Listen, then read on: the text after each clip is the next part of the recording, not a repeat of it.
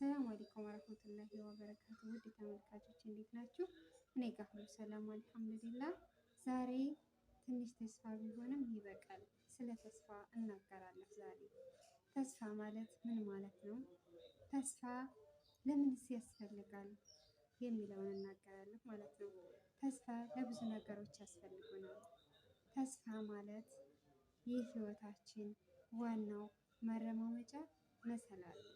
ተስፋ ለምን ያስፈልጋል ስንል ጊዜ ተስፋ ማለት ብዙ ነገሮችን፣ ብዙ ውጣ ውረዶችን፣ ሰው በሚጠላችሁ ጊዜ፣ ሁሉ ነገር በጨለመባችሁ ጊዜ፣ እምነታችሁ በጎደለ ጊዜ፣ ህልማችሁ በቀዘቀዘ ጊዜ፣ ሁሉ ነገራችሁ በደከመ ጊዜ ልብ ዝም ብሎ የሚይዘው በቃል የማይገለጽ ነገር ይኖራል። ነገር ግን ብዙ ውጣ ውረዶችን ካሳለፍን በኋላ፣ ብዙ ነገሮችን ካሳለፍን በኋላ ምሳሌ ሆን ስንቶቻችንን እዚህ አረብ ሀገር ለሰው እየኖርን ያለ ነው። ስንቶቻችን የቤተሰብ ፍቅር እያማረን ትተን መተናል። ስንቶቻችን ልጆቻችንን እያስለቀስን መተናል።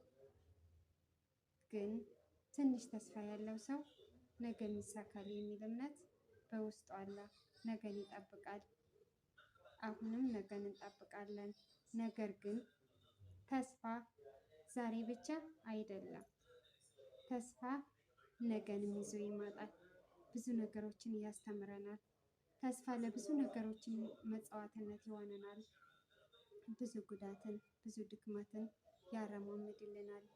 ተስፋ ማለት ለብዙ ነገሮች ህይወት ውጣ ውረዶች፣ መሰላሎች አይደለም በእኔ ብቻ በብዙ እህቶቼ አረብ ሀገር እንኳን የማየውና የምሰማው ነገር በተስፋ ነገን ለመጠበቅ ነገ ብዙ ቦታ ላይ እንደርሳለን በማለት ነገ ምናልባት ትንሽ ጭላጭሎ ትንሽ እንኳን ተስፋ ያለን ሰዎች ነገ ደግሞ ይበራልናል እያልን በተስፋ የምንኖር ሰዎች አለን።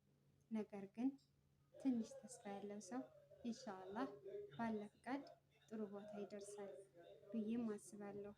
ደግሞም እንደርሳለን ኢንሻአላህ ባለ ፍቃድ። እኔ መናገር የፈለኩት ዋናው ነጥብ ለብዙ እህት ወንድሞቼ ይሆናል የምለው ነገር በተስፋ እንሂድ ኢንሻአላህ።